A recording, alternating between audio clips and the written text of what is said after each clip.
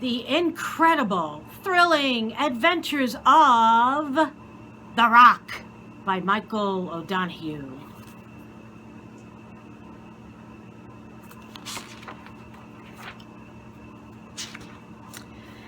As you'll recall, when we last left The Rock, he'd been sitting in the same spot, in the same forest, for about 100 million years.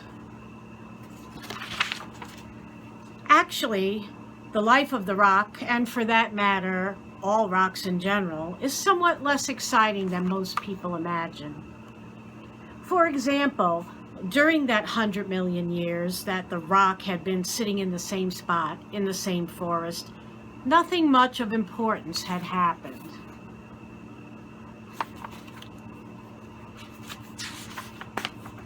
Once, a dinosaur tripped over him, but that was a long time ago. And there was an earthquake in 1311. And he rolled 3 feet. Count it. 3 feet. Every so often, some insect would live under him or on him, but even that soon lost its novelty. Usually, it was the same drab thing day in and day out. A little rain, a little snow,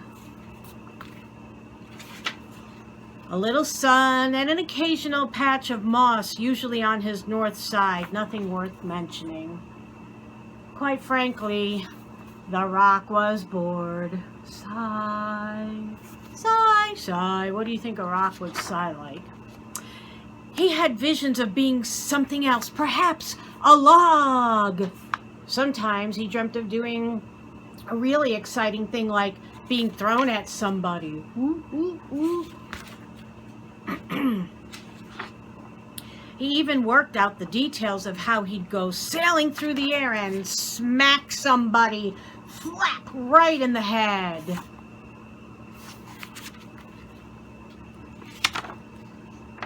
One day, his dream almost came true. A hunter was being attacked by a ferocious bear when his gun jammed.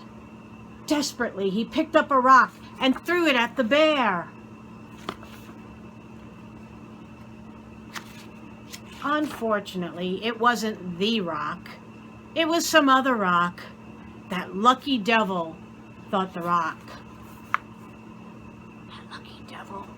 The hunter and the bear went away and did never return. One day, an eminent geologist came to the forest to collect mineral specimens. He looks important, doesn't he? If he had noticed The Rock, he might have taken him to a museum and placed him in a glass case and labeled him with an elegant brass plate. People would have come from miles around to admire The Rock. My word, what a stunning rock! The eminent geologist slowly neared The Rock. Closer. Closer still. When suddenly he just looked in another direction. Poor rock.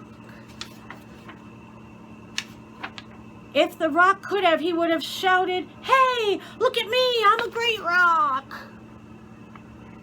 But of course, rocks can't shout.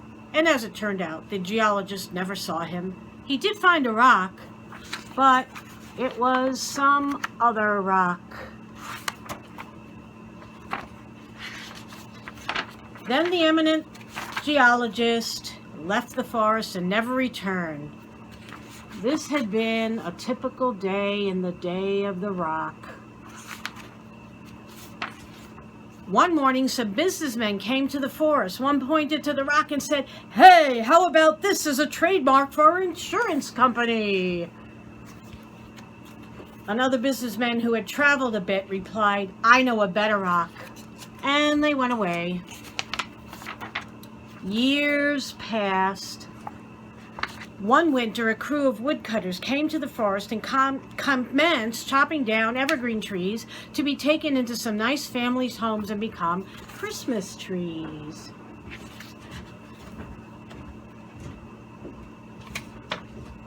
The rock was jealous. He wished the woodcutters would notice him and take him for Christmas, but no one did. Finally, the woodcutters loaded all the trees on a truck and drove away, leaving the rock alone.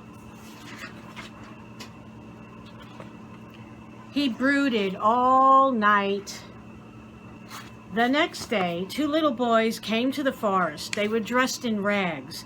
The bigger boys said, "I sure hope we can find a Christmas tree to take home to our sickly old mother. She's forlorn because we're so poor we can't buy a tree. But maybe we can find one here in the forest and surprise her." The boys were dismayed when they saw that the woodcutters had taken all the evergreen trees, even the little ones. They were silent for a long time. Then the smallest boy got an idea. "Hey, I got an idea. See that rock there? Why don't we take him home and paint him red and green and cover him with tinsel and glue a picture of Santa to him and put a candle on top, and he could be a Christmas rock." His older brother paused for a moment.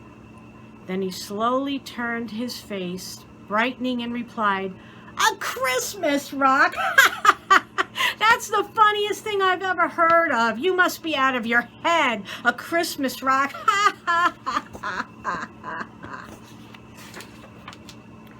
The 2 little boys went home and never returned. The end.